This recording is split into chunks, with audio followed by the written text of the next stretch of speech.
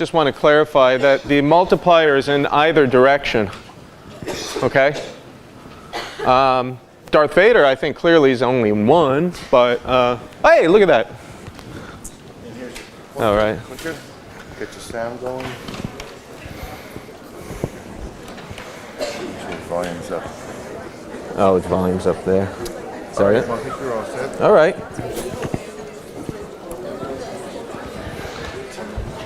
All right. Any? So is that okay on the multiplier? What else? You guys are totally clear? I have a tough time believing that. I mean, I have total faith and confidence, but yeah. The thrusters, the TAs are working on encoders right now that are internal. We'll figure out how to get that on a display. We'll find some little tachometers that you could use in the lab. I figure right now, I don't think it's critical this week, right? I mean, if you have a robot that spins it automatically, that's awesome. But yeah, we'll do it with a tachometer, and then there'll be encoders, so there won't be any ambiguity. What else? Where around the stormtrooper holders will the 3 stormtroopers that aren't in base be placed? Oh, they're hanging from those little things. Like where in, like... Oh, man, you guys split hairs. You're killing me. I don't know. Okay. We're just going to pick 3 spots. How about the 3 closest spots? Define close. What else?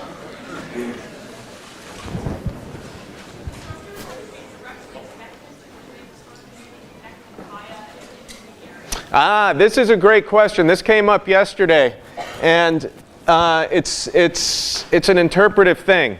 So I'll give you the interpretation. I think in the rules it says that no part of your robot can be holding or touching the stormtrooper for it to be counted at the end of gameplay. So if you have like a holder or an intermediate plate or something else, that's part of your robot. If any piece starts within your starting volume, that's considered part of your robot. So if you leave that element behind, then I think by definition that's touching the stormtrooper. Maybe you have an adapter plate that lets go, maybe something moves, maybe when it comes in contact it shifts out of the way. I'm not sure what you designed, but I think that, yeah, we can't be touching any part of the robot, or sorry, the stormtroopers. What else? That's it? Okay, what is this? A gauntlet, and why is there a big picture of a gauntlet? Because I dropped it. Yeah, okay, the ladder is open because the rules are final. So a few questions have been floating around. What is this construct called the ladder? The ladder is just an ordered list that we keep of scores that you can score throughout the semester. And what we do is the top 16 scores at the end of the term, or like a week before or thereabouts, those top 16 automatically advance to the final, so you don't need to play on Wednesday night. You've secured your spot. So there's some incentive to get those points. You can get them starting today. If you can drive your Mini-Me and knock off the stormtroopers and put them in the trash compactor, you have points, and you'll get on the ladder. I don't know if that point total will survive through the end of term, but you could certainly give it a shot. We have had years where people have advanced to the finals with only like 2 points. Because that particular year, people just didn't decide to take advantage of this. So if you're interested, I would do it, by all means. Is that clear? How many people can be on the ladder? 16? No, 160. We take the top 16 for the night of the finals. So it's just an ordered list of all of you. How do we resolve ties? Ooh, that was great. Who said it?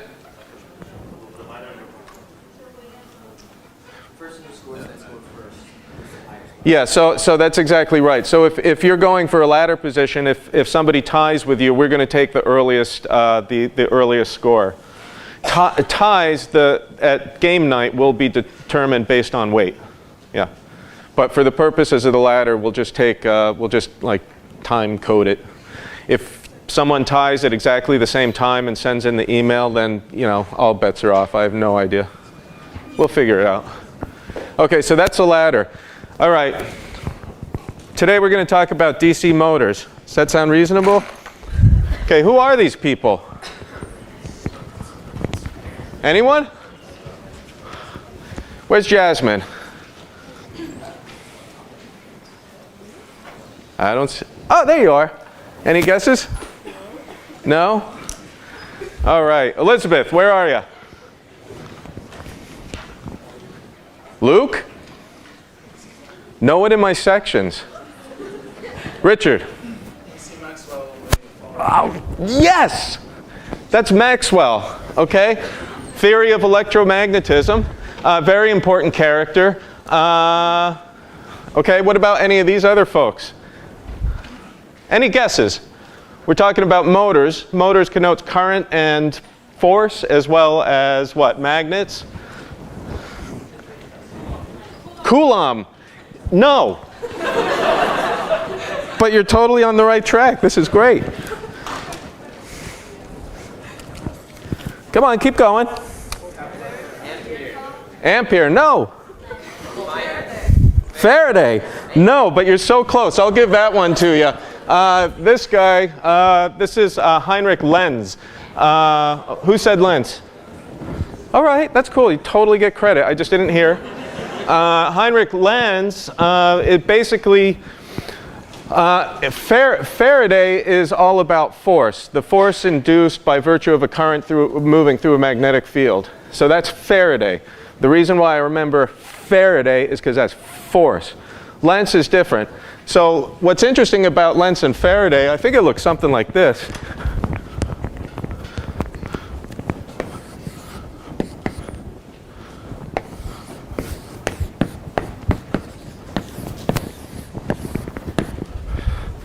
Okay, if this is a force, the electromagnetic force, this is Faraday's law, okay?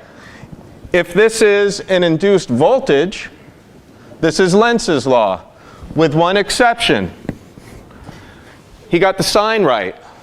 That's all. So Lenz is a little bit like Newton's third law, but equal and opposite, all that other jazz. So we're going to show that. And how about this grumpy looking guy right here? This one you have to know. Is anyone in course 6? Show of hands, course 6. What does that mean? Sort of course 6? All right, this is George Ohm. Oh, yeah, right on. I knew it. Every year you guys do that. It's awesome. Okay, Ohm's law is what? Voltage is proportional to? Yeah, great. Okay, so we're going to invoke Ohm's law a little bit later as we go through and talk about motors.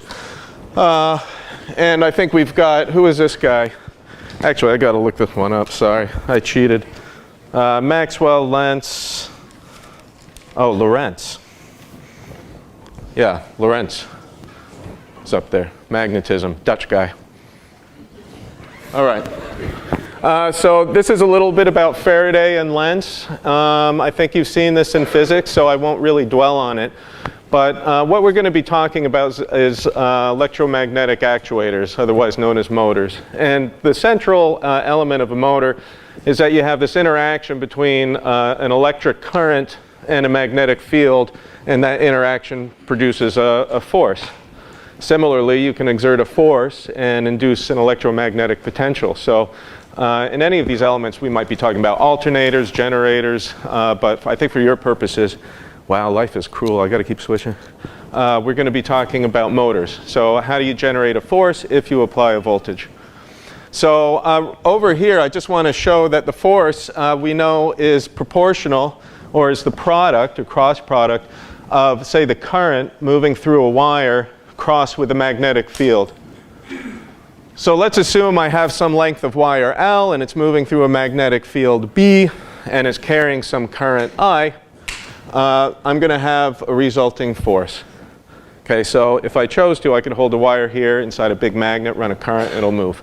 Well, that's not particularly interesting. But the second panel here, this is back to Lorentz, is that the induced EMF, the voltage, is proportional to the B field, say the magnetic field, and the speed with which you're moving through a said magnetic field. Now this starts becoming a little bit more interesting, because if you look at that image, if I have, say, a magnetic field coming at me on one side and then looping around in a magnetic field going back into the board on the other, and I make a loop and I run current through that loop, and actually if I move that loop, then I will get electromagnetic potential at the ends here. So here you basically have some representation of Faraday versus Lorentz, or Lenz, sorry, Lenz. By way of example, if we were to kind of couple these two together, let me just do a quick numerical example. If I have a length, say, of wire that's 10 centimeters, carrying a current of 10 amps in a 1 Tesla field, which is kind of a big field, moving at 1 meter per second. These numbers I picked because it makes the math easy. Look at the force. If I have force is 2 ILB, in this case it's 0.2 newtons. That's great. Similarly, the back EMF is 2 BLU and it's 0.02 volts. So why are these in fact the same thing? Kind of like, you know, the different sides of the same coin? Let's look at power. Who commented on power in recitation? What's a mechanical power? Force times what? Force times speed. So in this example, what's the mechanical power? You're moving at 1 meter per second, is that right? And what force? 0.2. So it's 0.2 watts, yeah. Okay, so 200 milliwatts. What about electrical power? Course 6-ish? Power equals? IV. So we have what? We have a V of 0.02, and our current is what? Yeah, 10 amps, which is a power of 200 milliwatts. So electrical power and mechanical power are preserved in this case. We're really arguing, you know, whether it's a current or a force, but this is a play between Faraday and Lenz. Now, if I wanted to develop a motor, well, one wire clearly doesn't do enough. So I have this nasty little trick where I just wind it over and over and over again. So I'm making L very, very, very big. I'm going to show you this cool video that I found. Okay, so this is what a motor might look like. You have a shaft in the middle of this device. That's a rotor. You have a number of different coils that are wrapped around in the board, out the board, in the board, out the board. And then you have this magnetic field moving across it. So if you generalize what we saw in the previous slide to here, you'll see in this case you're going to get a force. And in fact, a force that's exerted on those coils that are out at some radius. So in fact, what happens is you're getting a torque. And as a result, you're going to get rotary motion. Question is, once you clock around, then what do? You have to actually switch the current. And we'll talk about that. That's called commutation. So in the world of motors, people tend to get, I don't know if we want to say confused, but there's lots of different types of motors out there. So the permanent magnet DC motor is very common. We're going to spend all of our time, or maybe most of our time, talking about that. There are brushed motors. Similarly, there are brushless motors. Whoa. AC motors. So if you're tired of DC, you could go to AC. Then you've got variable reluctance, you've got induction, you've got steppers, synchronous, pancake motors, linear motors. It just goes on and on and on and on. It's like motor soup. So we're going to cut through all of that stuff, and I just need you to focus on one thing, because I'm telling you, this is going to be 80% of what you encounter in your professional life, and that's permanent magnet DC motors. Within the world of permanent magnet DC motors, there are typically two types. Ones with brushes, ones without. And for this class, we're really going to be talking about brushed motors. So if you know everything you need to know about brushed permanent magnet DC motors, you know most of what you're going to need for the rest of your lives. From this 1 hour. That's awesome. That's like high value. Okay. So let me just talk about architecture a little bit because I just want a common language. In kind of mechanical parlance, there are two things that you really want to know. There's this element called a rotor. A rotor rotates. And then there's this other element called a stator. And the stator is static, right, or stationary. So say the base of the motor, the hub of the motor. And then that thing that spins. Electrically, we have other things. We have largely this element called field, the field element, and then the armature element. The field element is that element that is generating or creates the magnetic field. That's fairly straightforward. In the case of a permanent magnet DC motor, the field is created by what? Magnets, right? Okay, because there are lots of motors where in fact the field will be generated by coils. Essentially, it's an electromagnet. Slightly different type of motor. I'll show you one of those in a bit. And then the armature is you say it's like the force-inducing element, but it's that element that's carrying the current. So that's it. I just want you to know those four things. Rotors, stators, field, armature. It's not one-to-one. You can actually have a rotor as a field element or a rotor as an armature. So you've seen this little cartoon before. Where's a little pointer? Okay. So here are the coils. Here's one set of coils, and here's another set of coils. I'm showing a magnetic field, or actually, magnetic field here, and this is exerting a torque on this element. So this is a nice kind of schematic representation, but what I want to demonstrate to you, or at least kind of illustrate, is that this isn't just some fictitious abstraction. It actually is what a motor looks like. So here's our rotor, and here are all of our windings. And then there are magnets around the perimeter here. So we have a field moving across here. And then this little dufilator in the back is actually called, these are called the brushes. Or this whole thing's called the commutator. And these little elements here are the brushes. A brush is kind of a funny term. I don't know what the etymology of that is, but they probably started as brushes, but right now they're basically chunks of carbon. We'll see that in a bit. Similarly, here's a Maxon motor. Very good motor, by the way. Very expensive. You'll see these a lot in, say, medical applications or high-end applications. Generally pretty efficient because they care a lot about their gear heads and reducing friction. And also these, a lot of them tend to be brushless DC motors. Brush versus brushless doesn't really play into efficiency much, but it does play into reliability and certainly cost. Okay. So a question, can the armature be part of a stator? So this is a stationary part, and the armature is a thing that carries the current. Let's think about that. Okay, I see a nod. Is that a yes or a no? Yes. Yeah. Does everyone believe that? Yeah, for sure. For sure. Okay. How is current controlled? Through what element? Yeah, certainly voltage. Electrically commutate. So there's electrical commutation and then there's mechanical commutation. And I really, show you this awesome, let me go back here.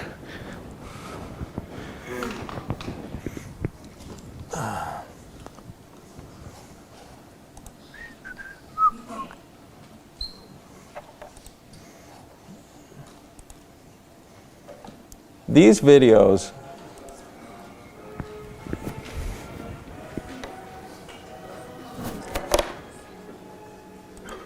whoops.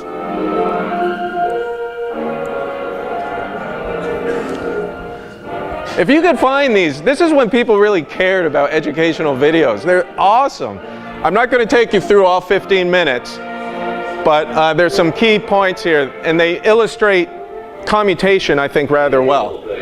A car was started by hand, and you stood a good chance of breaking your arm in the process. The crank engaged the crankshaft. That's true, by the way. Has anyone started an engine mechanically? Show of hands. What kind of engine? A lot of different kinds. So, like, Then, as now, rotating the crankshaft drew a charge of fuel mixture into the cylinder. So this is about gas engines right now, but Its own power until an ignition spark fires the fuel mixture. did you wear a This hat? sort of thing was apt to keep up for quite a while. The same procedure is followed on modern vehicles, but all the heavy work is handled by the starting motor, which is a very simplified armature So this is a cartoon that you saw a few slides back.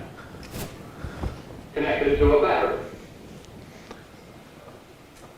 When we turn on the current, we have movement. The conductor is moved. The reason for this becomes clear when we examine the characteristics of magnets a little more closely.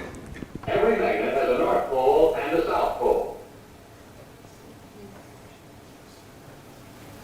Unlike poles of magnets attract each other. Okay, I'm going to skip. When we place the north pole of the wire loop near the north pole of the bar magnet and turn on the current, the loop starts to rotate because its north pole is repelled by the north pole of the bar magnet. At the same time, similar repulsion is taking place at the south poles. Actually, the repulsion of the poles ceases at this point and the attraction begins.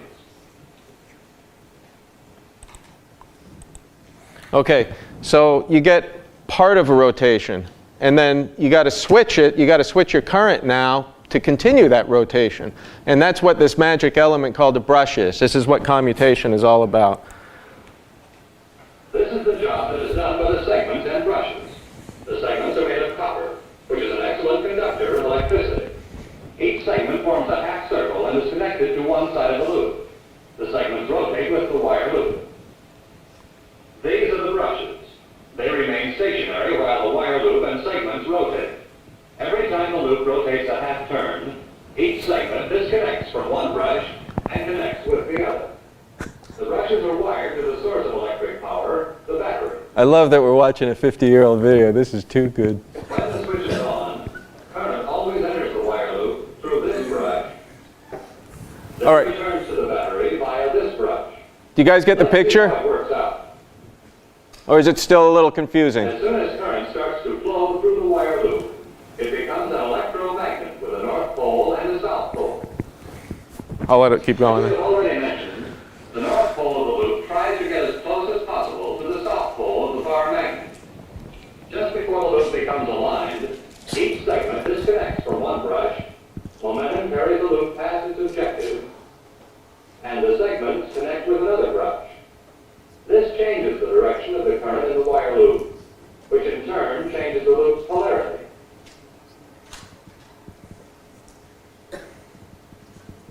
The loop, Okay, skipping ahead. each winding must have its own pair of... Now you start adding windings. Now, if we space these windings... Oh my gosh, now you have a motor. We have what is called an armature.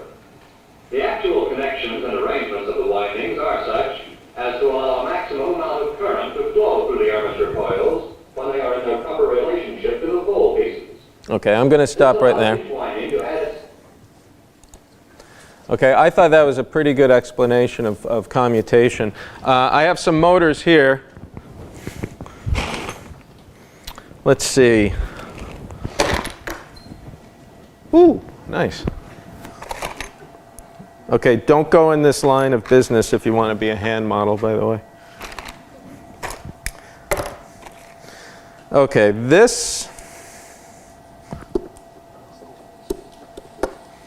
is one of the many motors you have available to you, okay? Incidentally, there's a little confusion. In your kits, we gave you maybe 2 or 3 different kinds of motors. You actually have a whole bunch that you can pick from. Just ask. And in fact, the motors are more or less the same, but they have different gear heads on them, okay? So this is one motor called the BOP5. We have them in the lab. And what I want to show you is if I take the back off of this thing, let me get some tools here.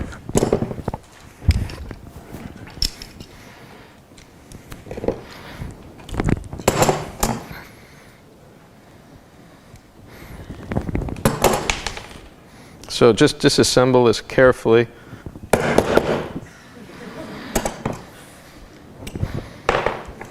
Okay, what do you know? I'm not lying. Look at this. How do I zoom? Zoom in, zoom out. Okay.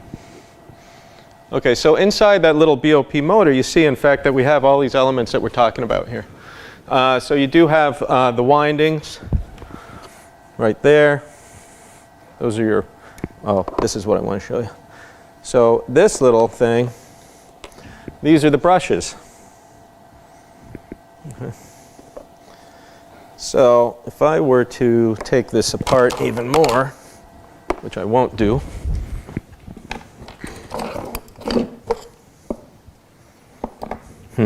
maybe I should.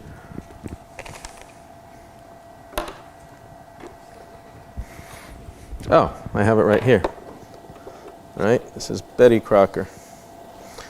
Okay, these little brushes here are the elements that carry the current. On the back of your motor, you see those two terminals. That's what you hook up to your wires. And then on the front here, those are the brushes. Those brushes make contact. I don't know how, right there, you can kind of see it. You see those two pads? Right? Those pads rotate with your motor, and then as it spins, you're making contact with different coils, and then you're switching the current direction, hence maintaining that torque, so you're continuously going around, round, round. Okay, so that's what I wanted to show there. How about this guy? This guy you don't have available, nor am I going to make it available. Should I take this apart? Any interest in seeing the inside of this? Yes. Oh, okay.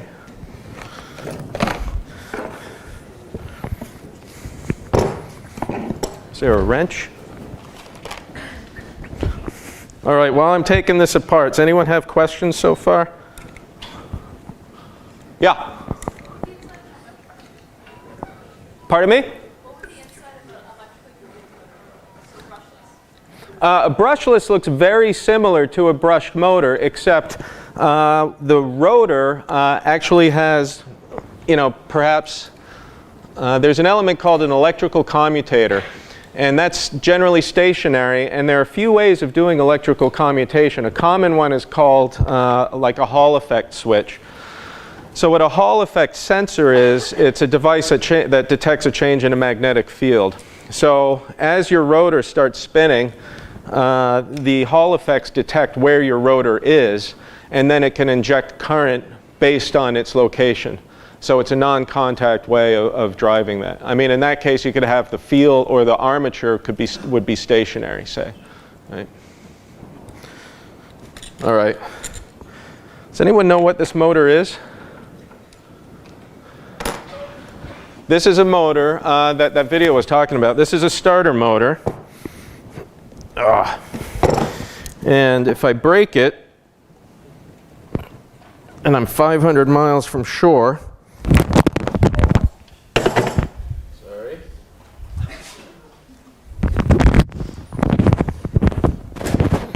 Still good? I'll blame you guys.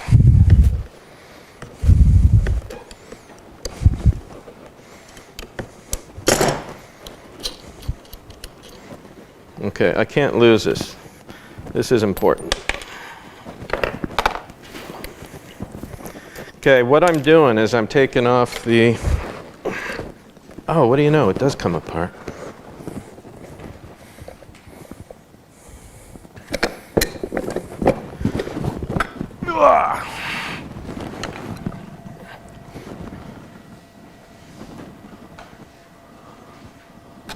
Ooh.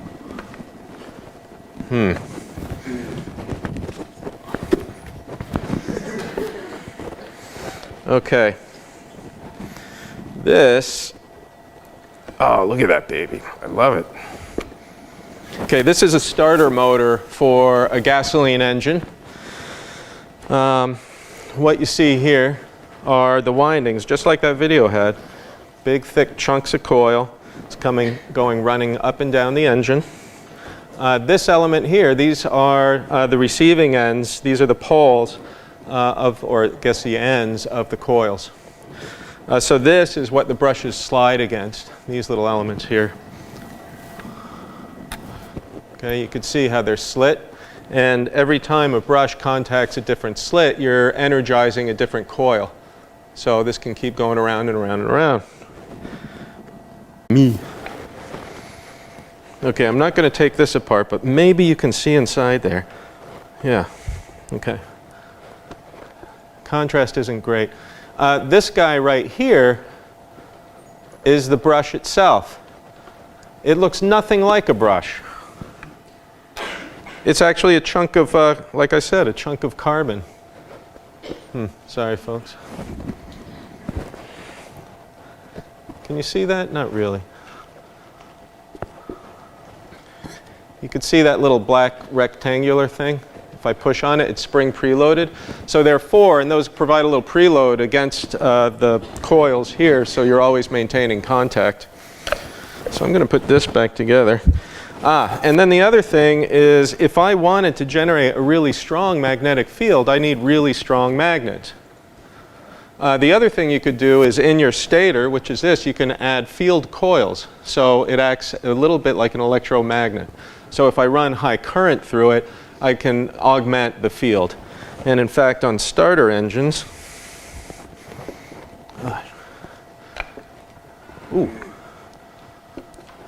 again, the contrast is kind of lousy. In here, the magnets, they're kind of flat. But you see this little loop-de-loop around here, these are field windings. So you do have an option of just having really big magnets, but that would be a little bit cumbersome. So what you do is, oh look, that's a much better view of the brushes. So there are your brushes, and then you have the field magnets as well as the field coils in your stator. And then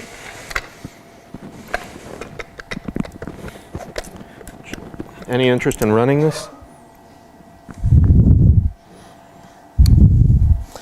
You know, because I didn't disassemble the brushes, I won't be able to get it back on. Oh, that's disappointing. I'll tell you what, if we have time after, I'll take that off and I'll run it. Okay, so you have access to little batteries like this, right? The battery that runs that guy is something that looks like this. Okay? This is only 12 volts. This is 7.7 or 7.4. So much larger capacity here. Yeah. Show you. Why would you need magnets and field coils? Because you want to increase the flux. Anything you could do to increase the flux. If you didn't have, say, an iron core or a magnet in there, that's fine. If you have something to increase that flux and keep that flux path really tight around the field or around the armature, the better. Yeah. Oh, that's a bummer. I was actually going to run that. Okay.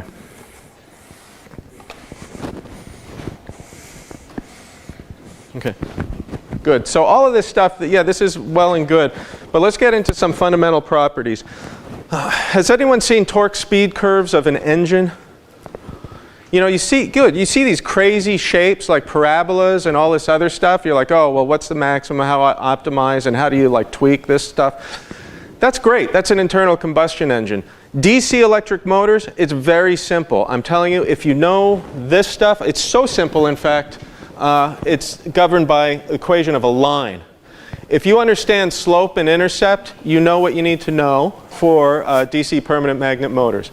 So just remember this. You got this one? So the other part, see, I do this because the next set of equations I can never remember, but it's so easy to derive. This is a typical schematic for a motor. So a motor is a combination, it's everything inside that dotted line. So the motor has a bunch of coils, and that's represented by that resistance R. And then it has this magical element, the electromagnetic element that we've been talking about.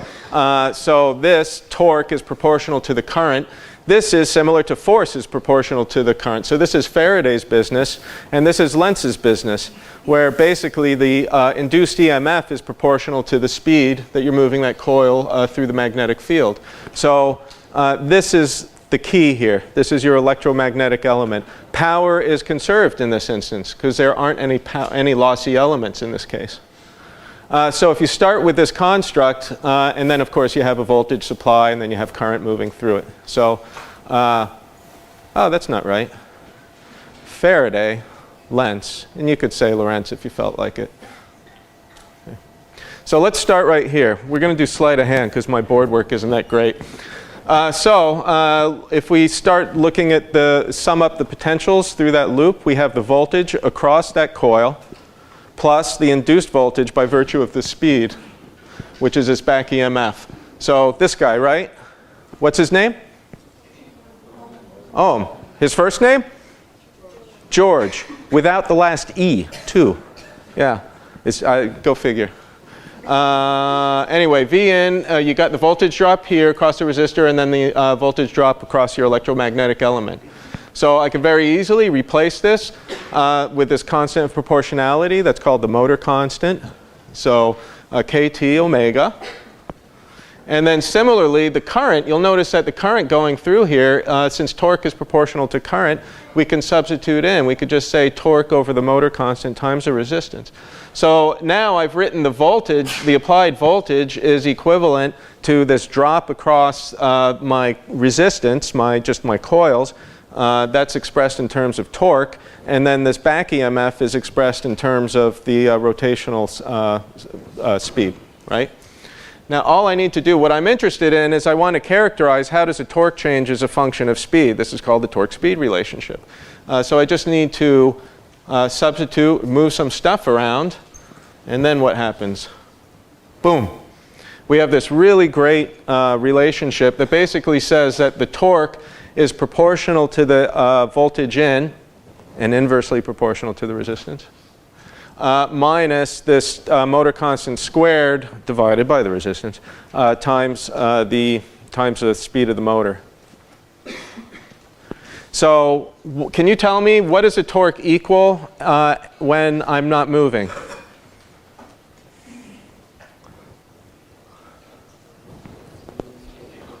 What? This, right? Yeah, the first term, thanks. That's all yeah. So when my motor's not moving, omega is 0. That's called the stall torque. If the motor's not moving, it's stalled. What about if torque is 0? How fast am I moving? It's okay, I won't make you do it. This guy goes away. The resistances cancel out. You got the kTs here that cancel, right? Yeah, Vn over kT. So the no load, that's called the no load speed. No load meaning the torque is equal to 0. So frequently when you look at motors and motor specs, you have two characteristics. You're looking at the no load speed and you're looking at the stall torque. With those two things alone, you've really characterized everything you need to know about that motor for most applications. So right here, we're just going to repeat that equation. We're going to see that the stall torque, when I'm not moving, V in kT over R, right? And then if I keep going, if I say, look, what happens at torque 0, I solve this, and then I can figure out the no load speed, Vn over kT. So when torque is 0, I have this no load speed, and then I have the slope, the constant of proportionality, which you notice is negative, and then you get this line. Nothing fancy, no curves. I mean, it's a curve, but it's a curve of order 1. It's very straightforward. So if I have this, say, and notice that this is for a fixed voltage. So when I look at the stall torque as well as a no load speed, that is at a particular voltage. So when you look at motor specs, you might say, oh, it has these characteristics at 5 volts. So what happens if that's a characteristic at 5 volts? What happens to my no load speed if I choose to run that motor at 10 volts? Does it go up or down? Yeah, it goes up. You double it. You double the voltage, you double the no load speed. Is there any reason why I can't take these little 5 volt motors and run them at 10 volts? Oh, very good. Yeah, but can I run them at 10? Yeah, you could. Can I run them at 20? Yeah. Can I run them at 100? Yeah. So you can run these motors at any voltage you like. Just like you could put whatever voltage you want across a resistor. The issue is how long is it going to last? So the name of the game with motors is making sure you get the heat out. So when a motor is nominally spec'd at a voltage, all that really means is the manufacturer is telling you, hey, you can run it under these conditions and it won't overheat. If you choose to run it at a higher voltage for a much smaller time, or you want to surround it by some cooling jacket or do something crazy, as long as you get the heat out, the coils aren't going to overheat.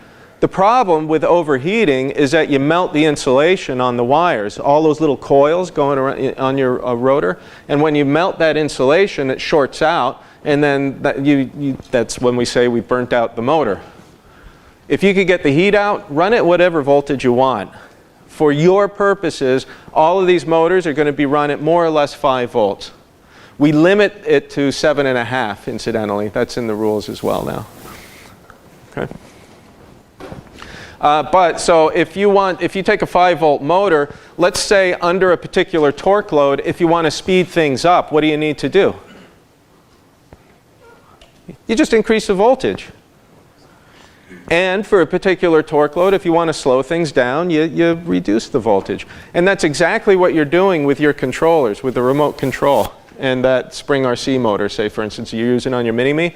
You're just, you're sending a signal to your receiver, and then the controller that's inside that little funky looking square plastic box is just saying, okay, I'm actually going to send the motor, 3 volts, 4 volts, whatever. Your pulse width PWM, pulse width modulation, to modulate your voltage. So just some kind of broad conceptual questions for you. If I have a motor, this BOP5, one of the motors available to you, I don't have a load on it, okay? So there's no load on the shaft, and I put my 7.5 volt battery across it, and let's say it's a 1/2 ohm winding. What's the voltage?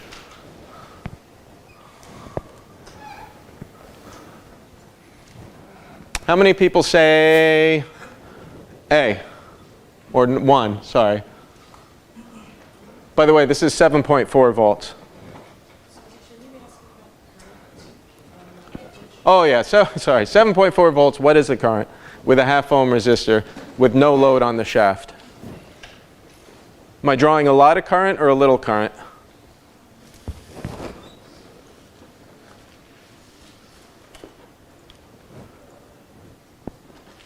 How much? A lot? How many people, neglecting whether it's 1, 2, 3, or 4, how many people would say under no load you're drawing a lot of current? Yeah, okay. 1, 2, a few over here, fine. How about many people would say we're very low current? Okay, more people are saying low current. And if you're not answering because you don't know, that's fine. However, the key here is no load on the shaft. Remember that the current is proportional to the torque, or the torque is proportional to the current. If we're operating a motor with no load, that means that we have no current. That's called the no load speed. So this thing is spinning like crazy, but it's not drawing any current. And in fact, that's not true. You do have internal friction and other resisted loads. So in fact, it's going to be something closer to about 0.3 amps. So remember that. Very low current because you have low torque, no load. Similarly, if I have something like this, no load on the shaft, I've got this voltage. Yeah, right, I'm just asking what's the voltage? If I've got a 7.4 volt battery on here and I'm driving this motor, what's the voltage across those terminals?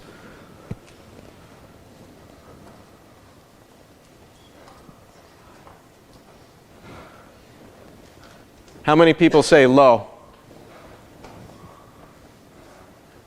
And how many people say the battery voltage? Yeah, I hope it's a battery voltage. Yeah, there's nothing, if you're applying 7.4 here, you're going to be measuring 7.4.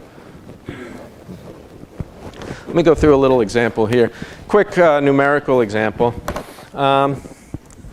So a motor constant, 0.1 newton meter per amp, a resistance of 400 milliohms. Running it at 12 volts. Right away you can calculate the stall torque, 3 newton meters, and similarly with the no load speed of V divided by K, you get this, right? Okay. 1146. That's a bizarre number. How did I get to that?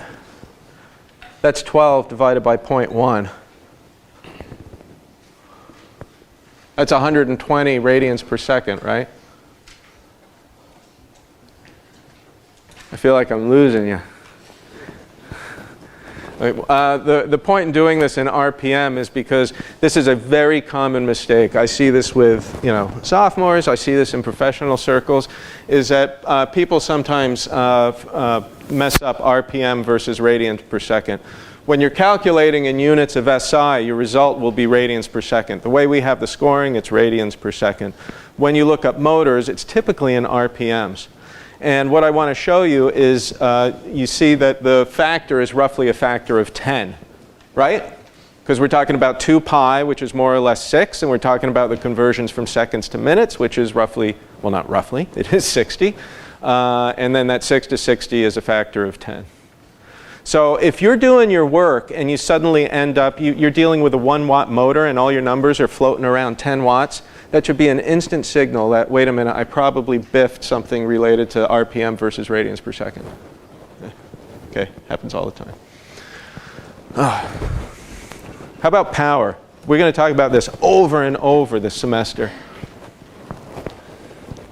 So power, force times speed, and torque times rotational velocity, right? Omega. If we look at the motor shaft, we have a torque and we have a speed there. The question is, how does power behave for this motor? And there's this really fantastic thing called the max power condition.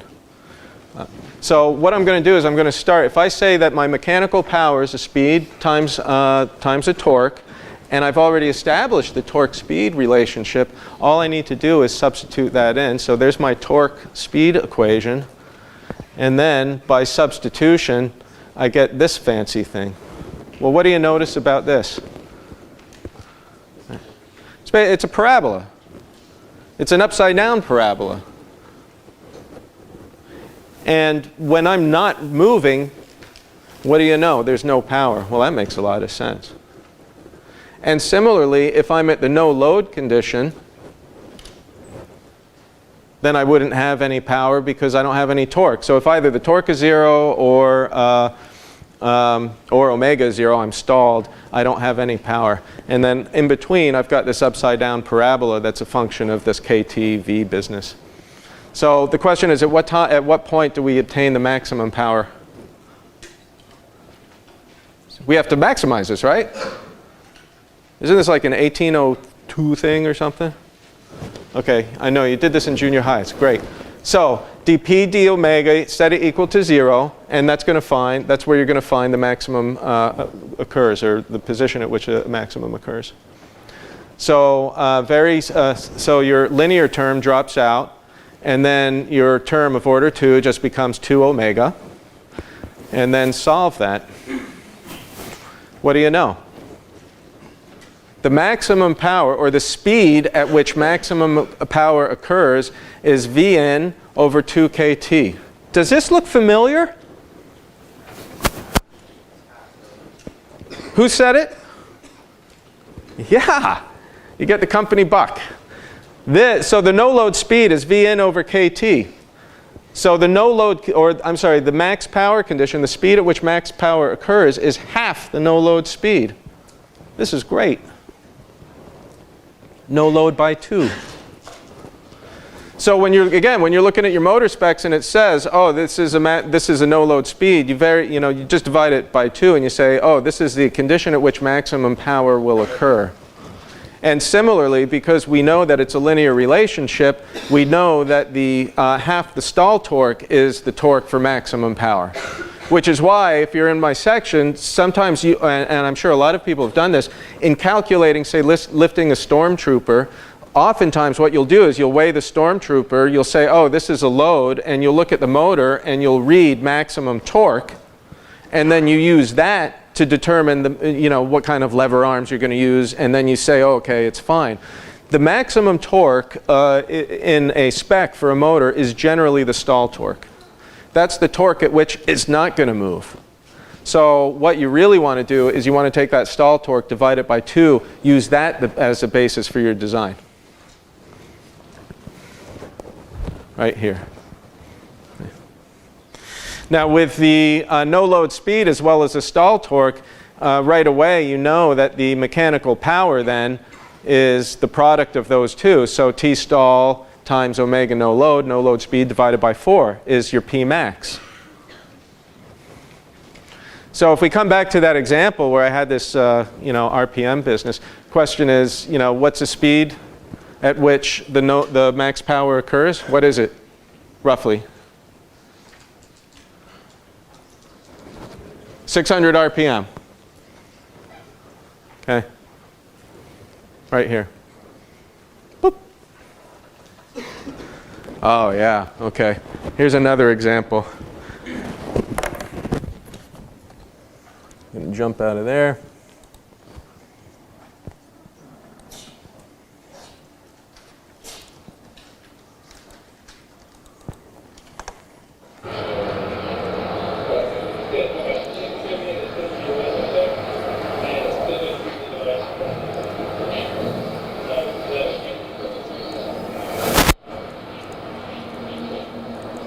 Okay, this is an R&D project that I did a number of years ago. It was for a device that's used for ascending and descending, a little bit in search and rescue and some other military applications, Atlas devices. And in fact, Ben Gallup, who has Ben as an instructor, he works for Atlas. So this is his company. This was done an awful long time ago. In retrospect, I have no idea why I trusted this device, but I did. Okay. I mean, I trust it because I know Ben does good work, but I also know this was a prototype.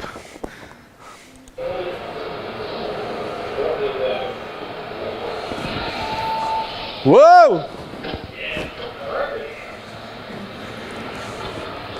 Where's the button? This is a human factors problem at this point.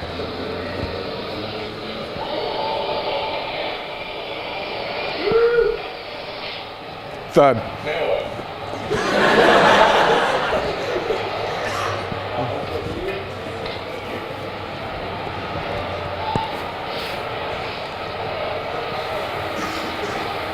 So they were smart. They took the stairs.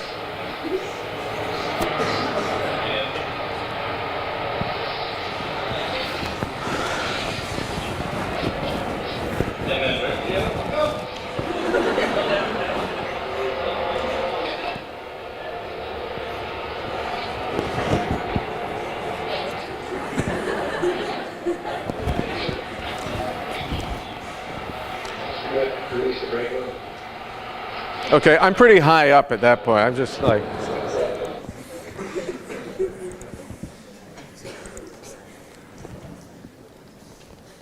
Okay, like I said, the power wasn't the issue in that case. Is how do you get over an edge? All right, so right away, how do we start this? Let's assume that my load is 1,000 newtons, which I got news for you, it's not, but let's just assume that it is. And then the design calls for, say, a 2-centimeter pulley. And the requirement is that I'm able to ascend, what does it say, 2 meters per second? Yeah, 2 meters per second. Right away, can you tell me what power motor I need? Forget about KT, forget about R, forget about all this business. What power do I need? What was that? 2,000 Newton meters per second, which is also, what's a Newton meter per second? It's a watt. Yeah. So great. It's 2 kilowatts. So right away you could say, oh, great, I need a 2 kilowatt motor. Not a problem. Okay. So how do I get one? What you start doing is the best catalog shopping ever. You go to your bookshelf and you start pulling the stuff off the shelf and you start looking for 2 kilowatt motors. Or if you have a Rolodex, does anyone know what a Rolodex is? You do? Okay. You go to your Rolodex. I heard Chip laugh.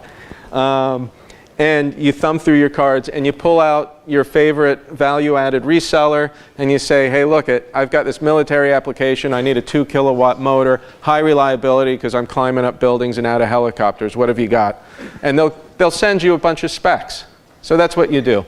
Don't reinvent the wheel. If you're doing this by solving motor constants and resistances and all this other jazz, you're going down the wrong path. Start with power. So maybe Baldor, Kolmorgan, et cetera, et cetera. The other thing is, what voltage am I able to run this at? Now, the reason why, you can also start from the perspective of power and stored energy, because if you know how much energy is required to ascend, you could say, how many times do I want to ascend on any particular charge? And that will give you a sense of how many batteries, what the capacity is. So if you have the capacity and you have a sense of power, you start getting your head wrapped around what this battery pack might look like. And that helps guide your decision relative to the motor selection. So in this case, what do you know? I've got 40 volts, I've got 0.05 newton meters per amp, which is a motor constant. I have a no-load speed of 800 radians per second, and I have a stall torque of 10 newton meters. So does that jive? Does that work?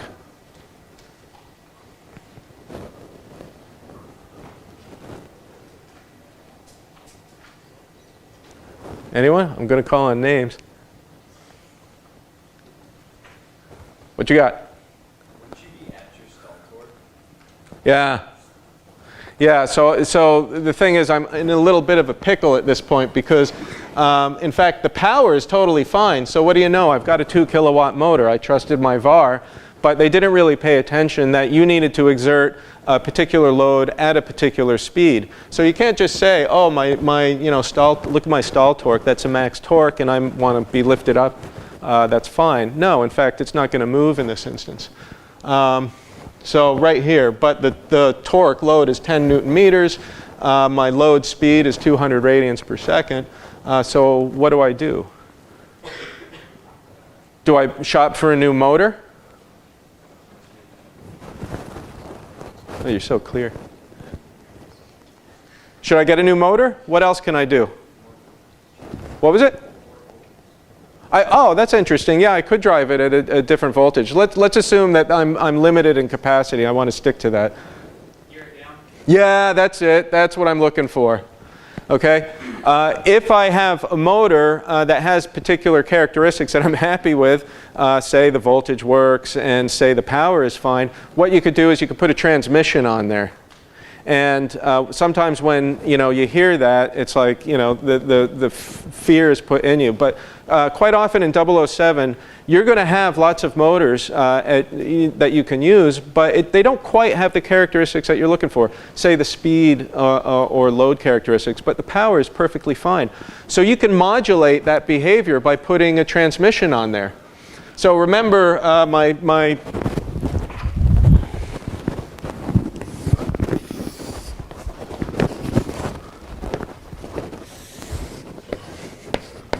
my torque speed relationship is this line.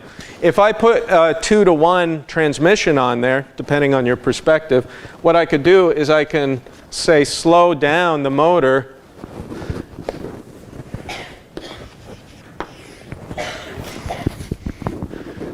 so slowing it down will increase my torque. Power is the same. But notice that the power, the condition of maximum power occurs at half of my no load speed. So if I have a 2-to-1 on there, it really means that, certainly power has moved down by a factor of 2, my maximum power condition, but the total power is preserved. The speed at which it happens is cut by a factor of 2. So when you're designing your robots, consider that. You have the freedom of a couple things. We have 5 different gear heads that you can select. So we have an array of motors with gear heads already that you can use. And if you're not happy with any of those, you can actually use your own arrangement of gears and build a transmission. And I fully expect to see lots of transmissions at the end of semester. Right? Okay. Let's look at total power. So mechanical power is we know the shaft power is the torque on the shaft times the speed of the shaft, but the total power is the current times the voltage. But if you look at this, in fact, you could just substitute things in here and you'll see that the total power consumed is the torque the applied torque times the no-load speed. So there's this mechanical power that you get out, and then you have the rest, which is electrical power. Electrical power is what? What happens to it? It's heat. So it's just wasted energy. So it turns out maximum power occurs at 50% efficiency. Do you see that? So what happens if I'm rotating very slowly? Or actually, yeah, rotating slowly. Say I have a very high load. So torque times speed, so I have some mechanical power here, but actually most of it is heat. Because remember, the back EMF is proportional to my speed. If I'm not spinning, all of that battery voltage is going across the coils. That's it. And then you have heating of the motor. So in this configuration, it's not very efficient. So as I increase my speed and decrease my torque, I get more efficient. Down here, look at this. This is great from an efficiency perspective, because there's not a lot of current, there's not a lot of heating going on, because most of the EMF or the voltage drop is across my electromagnetic elements, the back EMF. So there's not a lot of self-heating, it's all mechanical power. So it's very efficient, mechanical to total power. The problem is, remember the parabolic relationship of power? This is super efficient, but you're not getting any power, so it's not doing you any good. You could speed up until you're almost at the no-load speed, which is, really great, except you're not going to be able to do anything. So what I want to show you here is that while power is this parabolic profile where you have a maximum that's halfway between 0 and the no-load speed, the efficiency keeps going up and up and up until you get to a condition where you're talking about resistive loads and other second-order effects that are a function of the gear head itself, the bearings, the shafts, all this other stuff, and then your efficiency just rolls right off. Air drag, Coulomb friction, all of this other stuff. That goes in the zone of second-order business. For your application, I don't think it's particularly important. What is important is a maximum power condition. If I want to ascend a building and I have a motor, if I say, so fixed load, and I say, I want to move as fast as I can, what can you tell me right now about the power? I don't need a number, just a characteristic. If I want to maximize my speed, I want to maximize my power, right? Power is torque times speed. So if you're maximizing one, you're maximizing the other. And we know by virtue of the characteristics of a motor, therefore, that the speed is, or the maximum power condition is occurring at half the no-load speed. So when you hear these kind of code, go as fast as you possibly can for a particular load, right away you got to say to yourself, maximum power condition, half the no-load speed. That's, okay, it's kind of code. So a few other things here. So torque speed profile. What I want to point out from an efficiency perspective, we mentioned this before. If you operate towards, you operate the motor, it's going slowly, you've got very high torque, you have high resistive heating, very low efficiencies. And then as you progress along this curve, you're going to hit the maximum power condition of 50% efficient. And then roughly about, I would say 80%-ish is when you're at the point of highest efficiency. But that doesn't mean maximum power. So just understand that. If you have an application that's continuous application, you might not want to run at maximum power condition. Like, say you have a production, like an assembly line or something like that. If the name of the game is efficiency, what you want to do is spec your system so that you're actually not in the maximum power condition, but you're maybe about 70 or 80% because you want to maximize efficiency. And similarly, if you're working on, say, applications that have intermittent loading where the requirement is go as fast as you can, you really want to operate at that midpoint, the max power condition.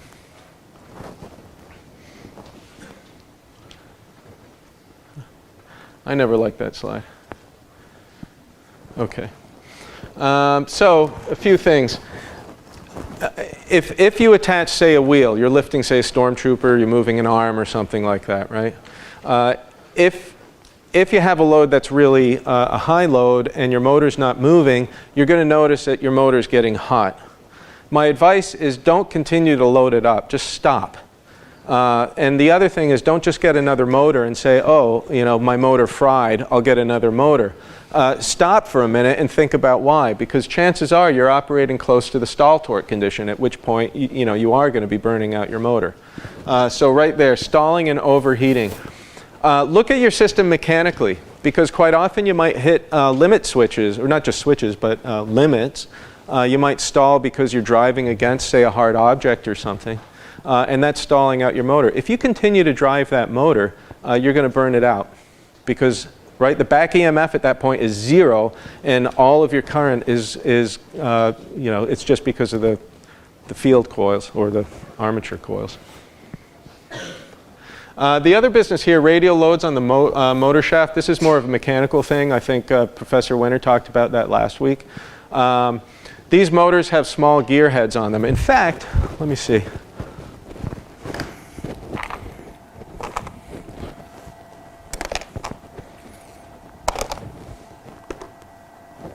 Look at this guy.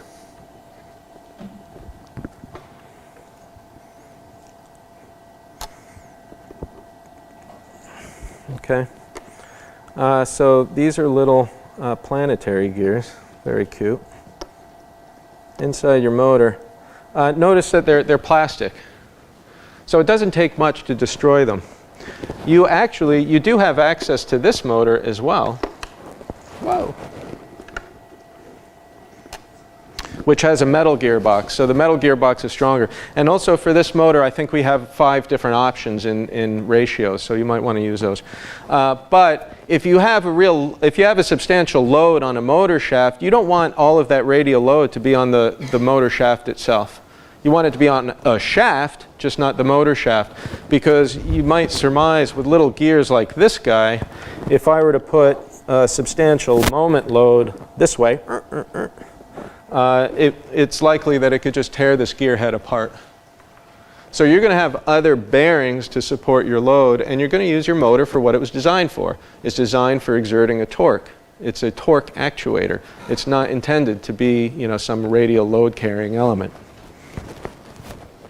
And then shaft coupling too. We'll get into that when we're in the shop, but you just don't want to over constrain things. So that's kind of what I had in subject matter, but what I wanted to do is just summarize here, and then I want to take apart one more motor to show you what it's about. Big thing, I was saying 80%. I'll edit that. I'll say 90%, so you got 10% more value in 1 hour. DC motors. If you know this linear equation, you know everything you need to know, or 90% of what you need to know. Remember this simple model here. If you can draw a resistor in line with this magic element, torque is proportional to current and back EMF is proportional to speed, then you can derive this. If you could derive this, you know everything you need to know about power, maximum power, efficiency, and loading. And then the operating errors. Okay, that's it for that. But before you take off, I get this question quite often. Here's a motor. This is also a motor, right? And the question is, why are they square? It seems like an innocuous question. Actually, it is. But what I want to show you is, where's a little screwdriver? Okay. Have you taken apart these motors yet?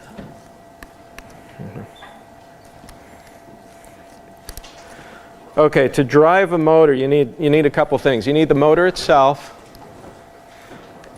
and then you need this little electrical piece of electronics that modulates the voltage. That's called a controller. And if your controller, and then the amplifier, that's called the driver. So what we have here is, wow, look at this. Everything inside this box, the top half is just the gear head, and right here is the shaft of the motor. Here's my motor. And then that motor is attached to these electronics. These electronics receive its signal from your remote control receiver. Can I bust that out of there? There.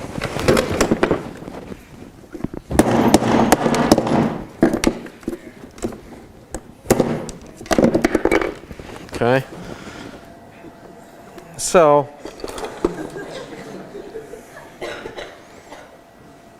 it's essentially the same thing.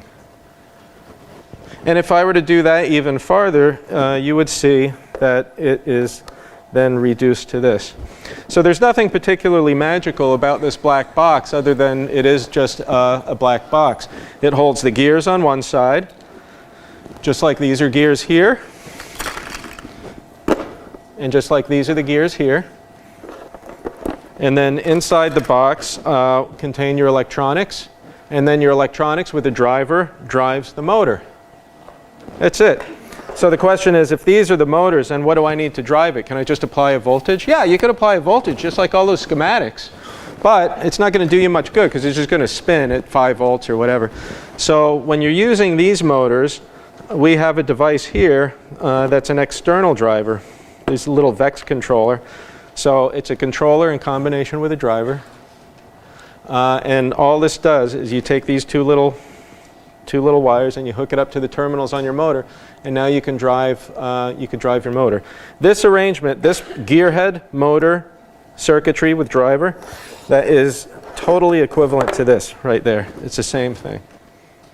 And if you're interested in this, which you ought to be, what we can do is in the lab we could draw up on the board what the insides of that look like. It's fundamentally, if you're curious, it's called an H-bridge controller, and it's just an arrangement of 4 transistors, and you can determine, you could alternate or modulate the direction of the current as well as the voltage itself.